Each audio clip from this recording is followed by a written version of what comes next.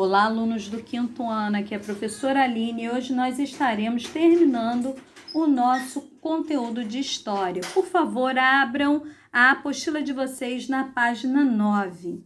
Hoje veremos os indígenas e os portugueses, as primeiras expedições e a riqueza do pau-brasil, dessa árvore aqui. Tá ok?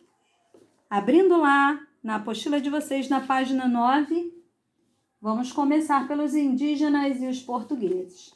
A relação entre os portugueses e os índios vai muito além da utilização da mão de obra e da exploração do pau-brasil, daquela árvore que eu acabei de mostrar para vocês. Cabe destacar que para o povoamento do território foi necessário as alianças entre os portugueses e determinadas tribos indígenas que viviam no território brasileiro. Num ambiente que era extremamente hostil, ou seja, não muito bom, com um número de homens insuficiente, ou seja, os portugueses estavam em menor número, as alianças com os indígenas eram de fundamental importância para que os portugueses pudessem fazer frente a outras tribos indígenas inimigas e invasores estrangeiros. Há de se destacar também, gente, igualmente, que a guerra entre índios era algo comum entre eles, era uma verdadeira obsessão, mesmo pela grande diversidade de culturas indígenas disputando o mesmo território. Não raro, gente, essas tribos viam grande potencial, gente, em se aliar com os portugueses com a finalidade de derrotar as tribos inimigas. Nessas guerras entre os índios, os portugueses conseguiram, sem grande dificuldade, por exemplo, um grande número de indígenas que eram capturados por tribos inimigas e eram trocados com os portugueses. Nesse sentido, gente, é justo dizer que a conquista do território pelos portugueses e o extermínio de milhares de índios, tal qual na América Espanhola, foi realizada com grande colaboração dos próprios nativos, gente, que habitavam o território brasileiro, tá ok? Agora vamos para as primeiras expedições. Então, gente, em 1500 a 1502, aconteceu a primeira expedição exploradora.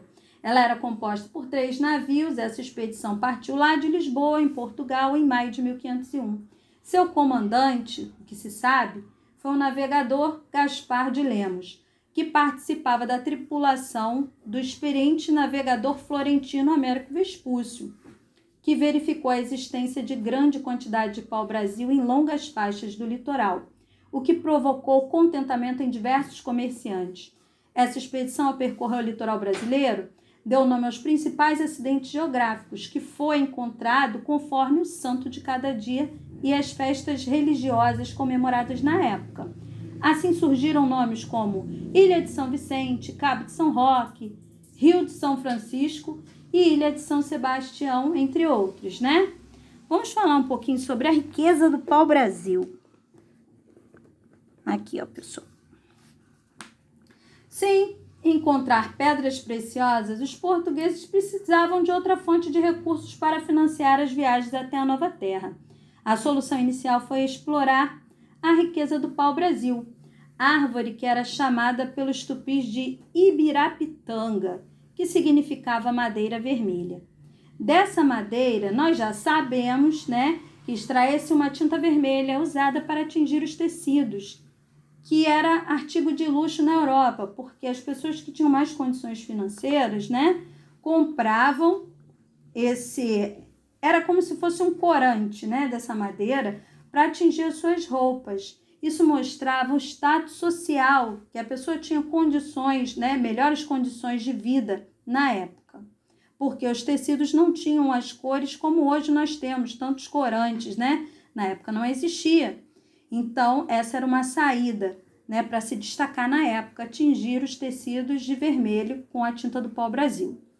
Agora, em 1503 a 1504, nós vimos a segunda expedição exploradora, já composta de 6 navios, que partiu também de Lisboa em junho de 1503, comandada por Gonçalo Coelho e também contou com a ajuda do Américo Vespúcio, que veio na primeira. Ela foi organizada em função de um contrato, gente, assinado pelo rei de Portugal e um grupo de comerciantes lá de Lisboa, de Portugal, entre os quais se destacava o rico Fernão de Noronha. O contrato permitia aos comerciantes extrair o pau-brasil mediante o pagamento de tributos, ou seja, impostos, à coroa portuguesa, e esses comerciantes teriam um compromisso de enviar 6 navios, gente, anualmente ao Brasil para explorar até 300 léguas do seu litoral. E eles deveriam construir feitorias destinadas à proteção do litoral, ou seja, pequenos postos para poder cuidar ali do litoral, Isso eles deveriam fazer pelo prazo de uns 3 anos, certo? Agora vamos para 1516 a 1520, a expedição chamada de guarda-costas, ou também chamada de expedição policiadora. Faz sentido o nome dela, vocês vão ver agora. Durante o século XVI, os portugueses tiveram vários confrontos, disputando o comércio do pau-brasil, madeira cobiçada pela indústria têxtil europeia da época. Para conter o intenso contrabando francês do pau-brasil, que eles vinham aqui e roubavam a madeira do pau-brasil e levavam, Então, colocaram essas expedições guarda-costas. O que eles faziam? Guardavam o litoral para que outros, não viessem como os franceses e roubassem essa madeira. Essas expedições foram formadas por Cristóvão Jacques e tinha um caráter basicamente militar, pois sua missão era aprisionar os navios franceses que, sem pagar impostos nenhum à coroa portuguesa, retiravam enormes quantidades de pau-brasil aqui do nosso litoral. O resultado foi alcançado por essas expedições e foi muito significativo, A grande extensão da costa brasileira tornava impossível policiá-la inteiramente e impedir o tráfico por contrabandistas, ou seja, os franceses vinham, roubavam a madeira do pau-brasil e levavam. Não tinham como eles, tomarem conta do litoral, porque o litoral era muito grande, pessoal? Não tinham como eles tomarem conta. Então, pessoal, por hoje é só. Façam os exercícios lá da lista que está disponibilizada lá no grupo, que logo que retornarmos às aulas iremos corrigi-los, E também tiraremos todas as dúvidas, ok? Um forte abraço, cuidem-se e até muito breve.